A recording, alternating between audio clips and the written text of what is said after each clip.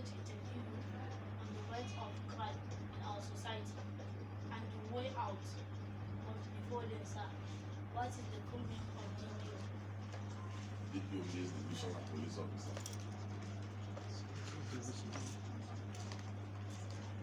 Thank you, sir.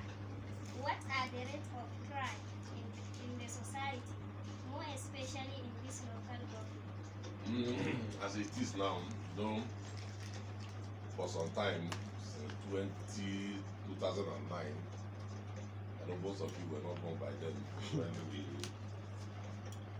were faced with a novel issue of insurgency being championed by Boko Haram, later Islamic State of West Africa, and their activity has crippled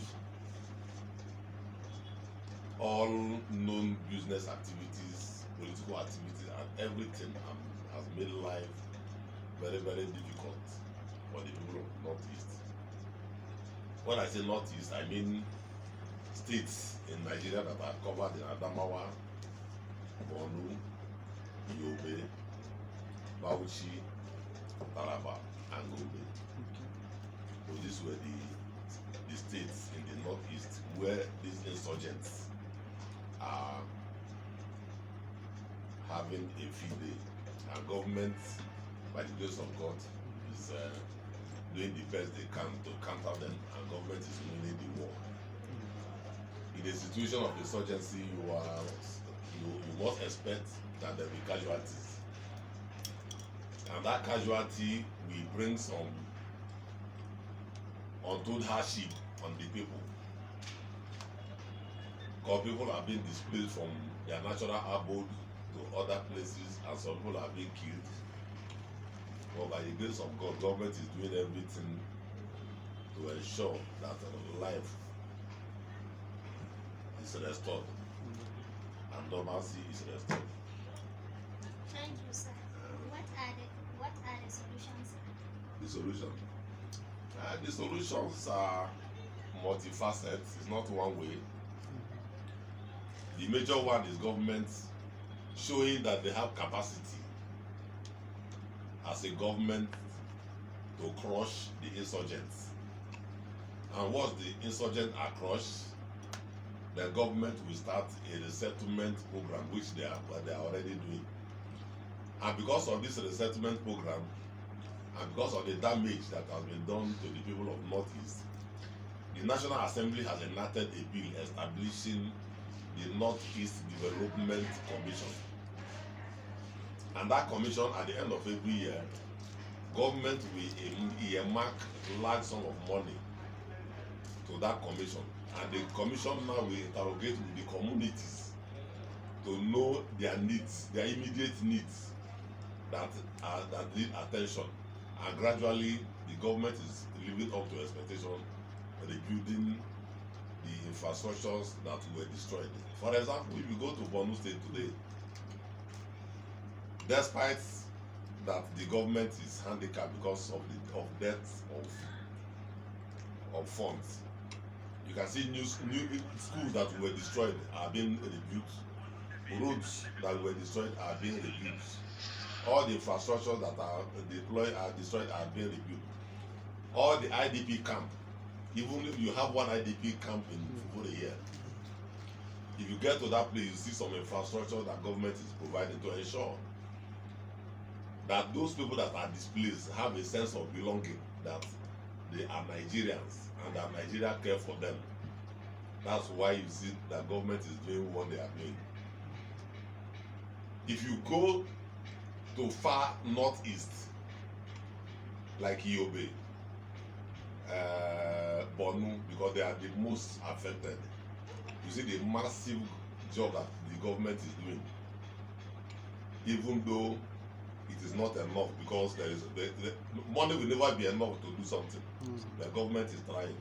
I will believe that in no time they will get over it. Thank you, sir. Thank you. Sir, what are the dangers of those crimes that you have mentioned? The Dangers of those crimes. the dangers in the camps. It is not unexpected one of the dangers that you experience in the camp is documentation, because people you see there are from different background. Yes.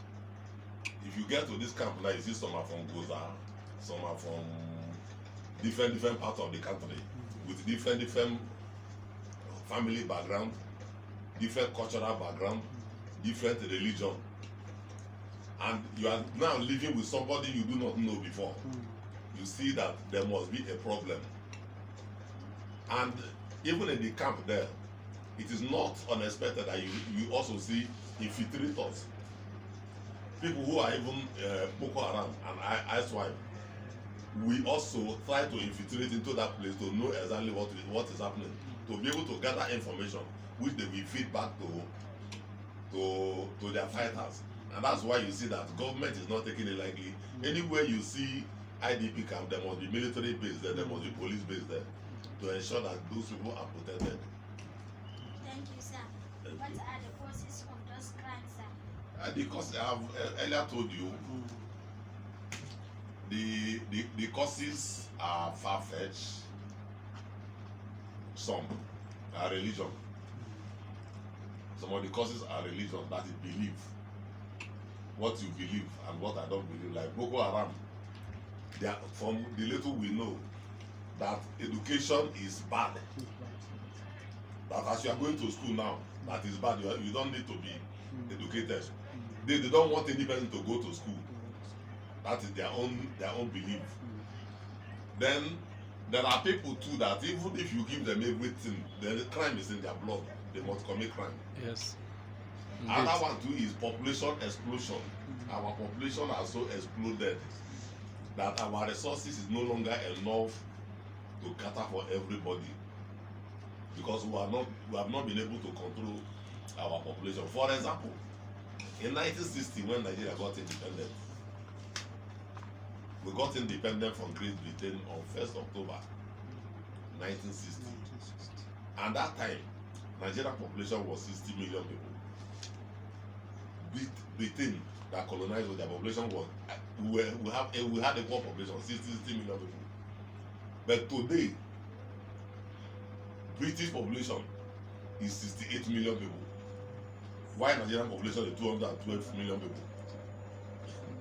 You discover that we have not been able to manage our population.